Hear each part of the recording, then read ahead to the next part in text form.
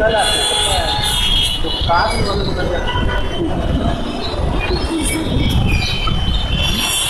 खुद खड़ा था, आगे खड़ा था।